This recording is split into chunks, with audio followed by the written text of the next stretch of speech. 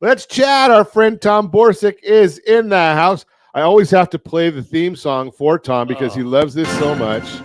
Ouch. Painful, but I wore my colors for you today. Yeah. Baby blue. No. Tom Borsig, senior Samaritans, helping the old people like me find a place to live. Yeah. So what's going on, Mr. Tom? Oh gosh, crazy industry. Getting crazier. People are getting old to see you. I know. I'm getting old. You're getting old. Okay. Yeah, it's getting out. And planning for my own. So planning for your own what? Old age? That's the key. Is that the key is for people to actually our age and our generation need to plan for the future. So you're planning for the future. All your financial information you give for people to plan, yet they're not planning enough for after retirement, right? What's the after retirement? People think, oh, there's retirement, right? Do we want to retire though? People want to retire. Do they really? Yeah. Well, or do they not? But people think retirement's the end, right? After retirement, what else is there? That's my problem with retirement. Yeah. I like the idea of maybe slow down a little. Yeah. But I watch too many people that retire and shortly after retirement they die. Well, the retirement, it's exactly right. Retirement, I look at is do what you want to do, not what. So you're not doing what you want to do now. I am doing what I want to do, but I mean, really, like if you won the lottery and won $1 billion, what would you do? Would you do exactly what you're doing now? Maybe. Right. You might be, which is great, and that means you're in a great job. But what if you won $1 billion? What would you do? Maybe travel the world, do other things. I think my wife would tell me to go get a job. Yeah, that's right. For better or for worse, but not for lunch. Yeah, go get a job. That's right. Do something. The key is people are planning for retirement, planning what they want to do when they retire. And again, it might be a job like I'm going to be a math tutor, right? It's going to be one of my dreams. But what are you doing after retirement? People think, what's after retirement? After retirement, you just die, right? Well, no. That's what a lot of people do, right? I mean, because they've I worry about so many people because you see that so many they retire and they've kind of lost their mission in life. They do. They lose their mission, or they find something. They find some long lost passions that they had as a kid that rejuvenate when they're 60, 70, 80 years old. But the key is that people are forgetting about is you're going to have, how do you exit the world? What's the exit strategy? You don't know. Are you going to fall off a cliff and die? You're going to die in your sleep, which would be great. Or 19th hole. Right. Or 19th hole. Exactly. Right. Hit it in, ball goes in, boom, you fall over and you're dead. But that would be great. But you forgot the part about going and getting the drink first. That's right. But the problem is 90% of the people that doesn't happen to. Right. They end up in a hospital, they end up in a nursing home, or they end up needing care, even if they're at home. They need help. They need help from point A to point B. And look at your parents and your grandparents and your great grandparents. They all needed help at some point, and most of them. Sure. And they needed an opportunity to be able to pay for and to have provided for them care as they're exiting the world. So the exit strategy, it has to be in your financial planning. You can plan for retirement, but you're missing a piece. You're missing the exit strategy piece. And how do you fund that? Whether through long-term care policy or saving your off, you have to plan for that piece of your life. It'd be great, like I said, you die in an instant, hit 100, hit the putt and die, but that just doesn't happen. Doesn't work out that way. Yeah. So you help people, you help folks find that living place. Yes. At the in their golden years. Yeah, exactly. Now, for the people that need it today, whether if they already saved, great. If they didn't, well, they're in the place where they're in. But I get 3 to 5 calls per day of people that need help every single day. Of people that need help or want help. Either one, but it's people our age calling, going, "Hey, my 80 to 90-year-old parent needs help.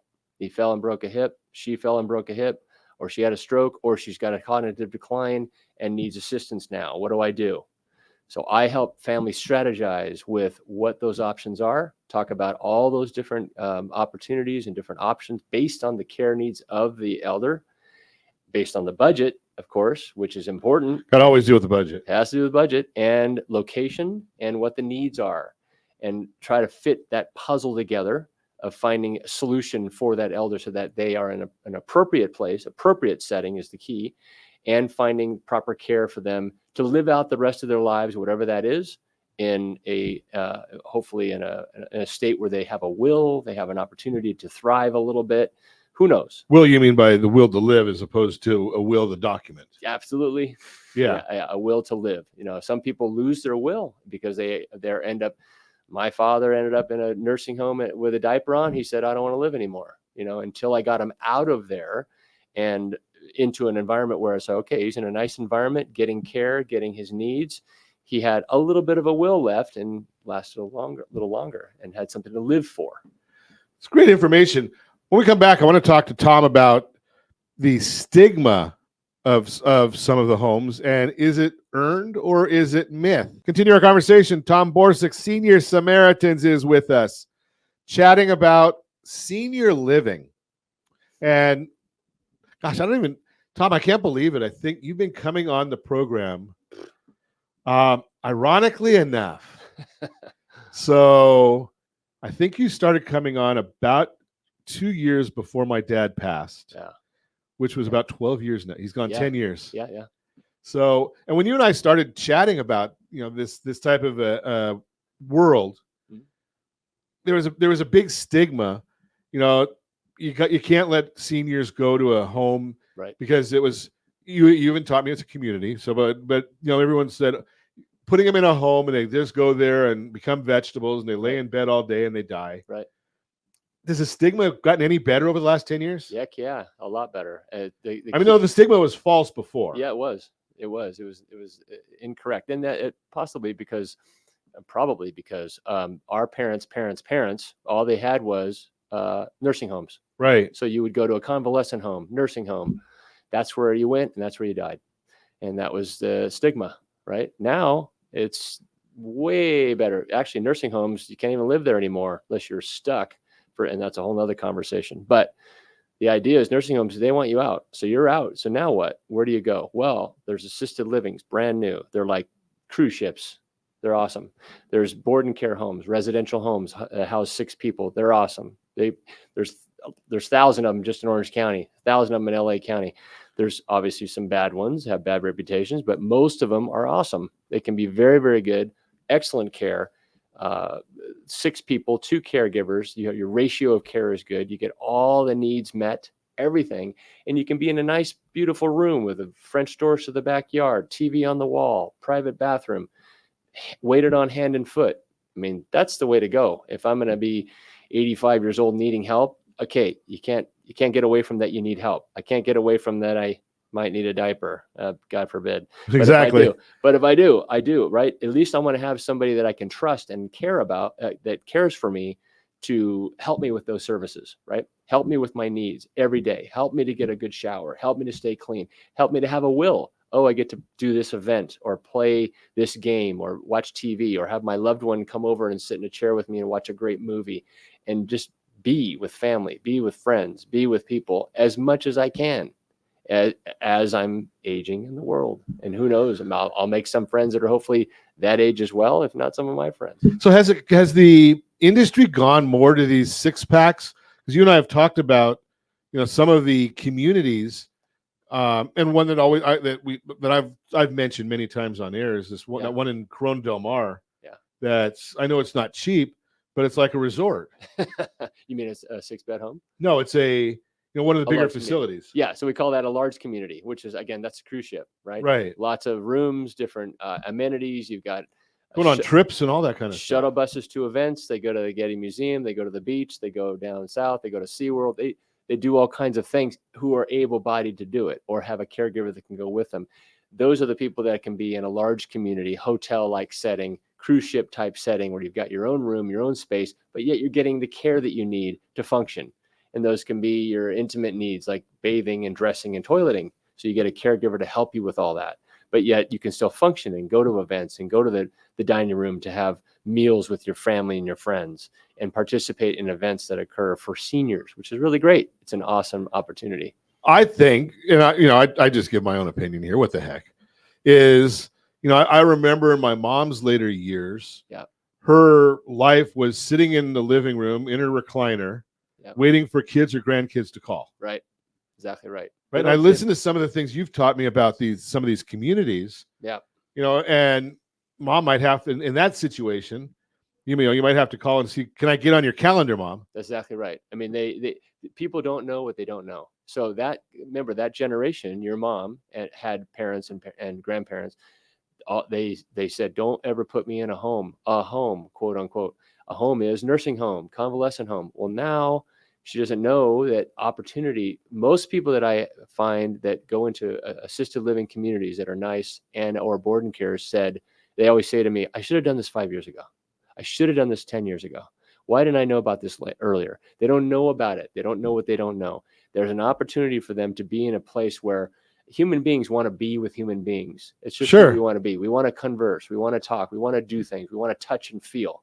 So being able to be around other seniors and other human beings where you're being touched and you're touching others and you're talking and you're conversing and you're sharing ideas, even veterans talking about their stories and things like that, that breeds will. It breeds an opportunity for people to hang out and just have companionship. Are there specialized communities like for veterans or do they not segregate like that? Not really segregated. It's just most of our seniors are veterans. Okay. Most of them. So that's a beautiful thing. That's why we're here today, right? Because of our seniors. Absolutely. And their loved ones, their older elders as well.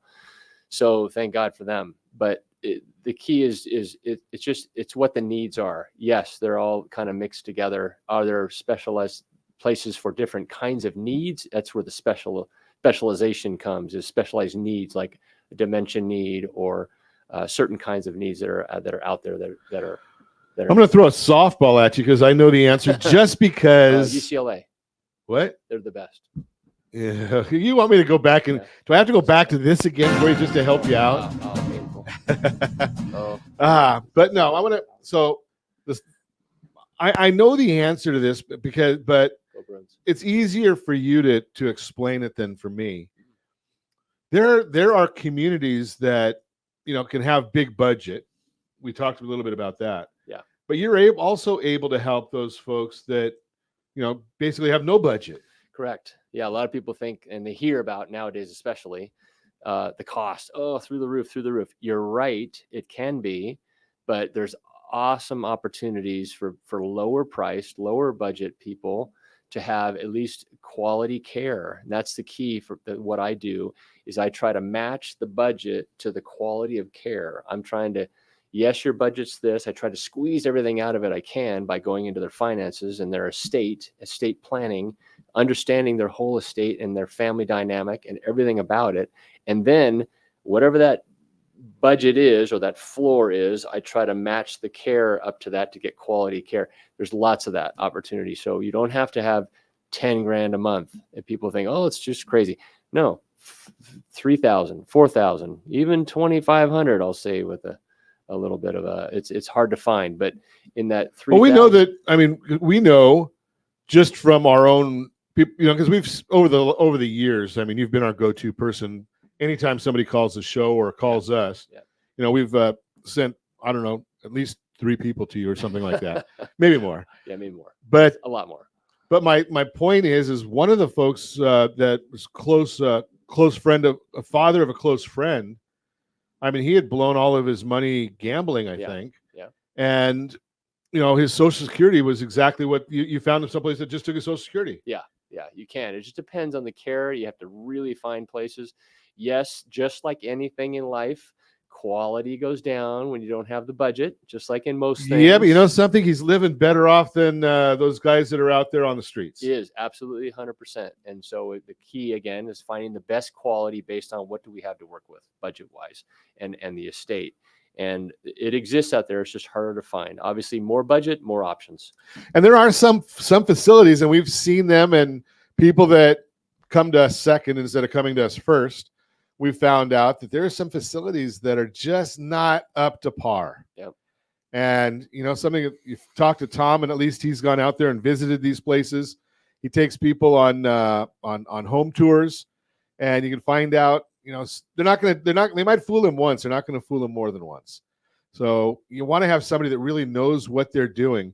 When we come back, we're going to get into what's it cost to retain someone like Tom to go and find something for you? Continue our conversation with Tom Borsig, Senior Samaritans. He's out there every day, all day, helping old people like me. I kid about old people because I'm already there. Yeah. But helping folks, I kid about it, Tom, but I'd probably at some point in time look at this for myself.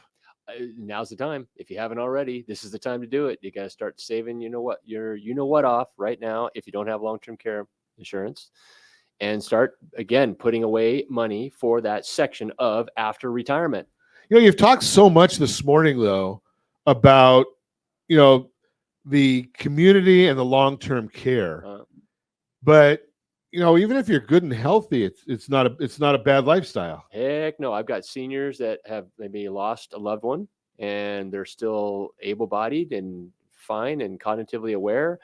And I've put some of them into an assisted living / independent living community. And they say, I should have done this 10 years ago with my wife. Should have done that. We should have had this buzzing community. It's awesome. They get great food. They get great entertainment. They get things to do. And they still have their solitude. They have their ability to be in their own 1-bedroom, 2-bedroom apartment and have the solitude that they want, yet still be part of a community at any given moment. They're able to, from what you've told me, I think, if I remember correctly, they can actually cook themselves if they want to, or they go to the community dining room if they want to. Yep. These communities have apartments, 1-bedroom, 2-bedrooms that have full kitchens. So you got ovens, you got stoves, you got washer dryer. You can have your own. It's really self-contained, or be part of a community and have entertainment and have things to do all day long. So and I've watched some of them that you see someone where they have a trip to the Getty Museum, or someone will go to Pachanga. Yep. Or you see their buses at some of the shopping centers. I see this. I drive by. I don't go to them. Like you said earlier, it's like some of the family members I'll check in with after their loved ones have moved, and they'll be like, I go, how's mom doing? I don't know. She's busy. She's busy every day of the week. I got to get on her schedule just to see her. She's constantly got bingo. She's got walking club. She's got a Bible study. She's got all these history things that she goes to. She goes to lectures. She's on. They had to show her how to use the calendar function on her phone. Constant. There's some communities that they give them which is great. They give them an iPad when they move in, and they teach them how to use the iPad. So now they're online, they're on the internet, they're learning all kinds of things, information and things for them to do during the day. It's great. So tell me a little bit about the process. If somebody wants to reach out to you, what does the process look like of working with you? So when they reach out to me, first of all, I'm a free service to the family. I get paid by a business. I don't get paid by any families. I don't take any money from families. I'll take Hawaii trips or nice luxury cars. Other than that, I don't get paid. I don't accept any funds from a family member. I get paid by a community that will pay me a finder's fee, if you will, a one-time finder's fee. So it makes it free to the family. So I bring all my 13 years of knowledge and experience. I'm not any smarter than anybody else. I just have street smarts and in the trenches smarts that I bring to the family. Well, we know that because you went to UCLA. Right. Go Bruins. Had to throw that on there. Go Bruins. Right on. So anyway, I bring all that knowledge and experience to the family, and then brainstorm with the family on options. And again, free to the family. So I bring all that to them, help guide them with all these different options, and brainstorm on what are the best options for mom, what are the best options for dad, what's the best things to consider, and what are things to not consider. That's huge too, because when you go on your own, you're going to be sold the Ginsu knives and the free 3rd month free and all this different stuff they're going to throw at you, and you don't know what you're getting yourself into. So I help weed through all that for the families and help guide them to an appropriate setting and to something that's financially sound, so that they can not run out of money. That's the biggest fear of seniors these days and families, is running out of money and losing their funds. And one of my biggest goals is to prevent that. Huge. So you're looking at their overall, their long term. 100%. So do you have enough? Do you have enough resources to last here until age 100? Not just today, not just for this year, not for the next year, but planning out for the next 5, 10, 20 years. Who knows? We don't know. Nowadays, generations are living to be in 100, so we're going to see a lot more 100-year-old people in our lives. So you got to plan for that just in case. And also, to be honest, most family members are looking for some kind of a legacy estate that's going to be there for them. So we want to preserve preserve the what's estate, there. preserve what's there, and the seniors want that too. The elders want that too. They want to leave a legacy for their family. So that's very important for them. They want to be able to leave something for their kids, grandkids, great grandkids. So that's part of the thinking as well. You have to preserve that. So right now, one of the big issues that you can really contemplate is if you're wanting to put mom or dad into a facility like Tom's talking about, and they're saying, well, I don't want to sell my house or I don't want to do whatever, they can actually keep their house. Can't do it with a reverse mortgage because that's an owner-occupied product. But if you're sitting there with a 2%, 3% mortgage, in most instances, those properties are now in a position where they're going to generate income. Exactly. And we've got some property managers that we work with. They can take care of the property, just collect those funds, deposit it into mom or dad's account. They do it by direct deposit, so there's no paperwork. Yeah. Tom's then found them a place for them to be.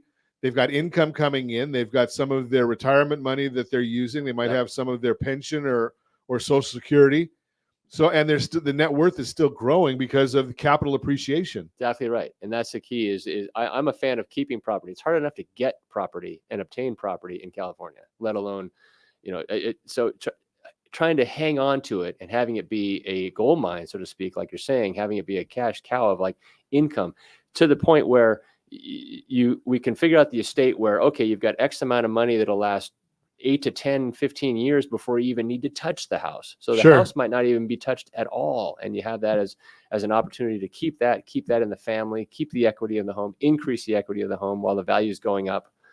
Why not? That's what I. And you can also look at the new program that we have from Geneva, rsrhomeselect.com, rsrhomeselect.com. I've talked about that many, many times. And again, last weekend, I told you, 2.006 effective APR on a 30-year loan. 2.006 effective APR, 30-year loan. Is it for everybody? I don't know. But I know it's worth looking at.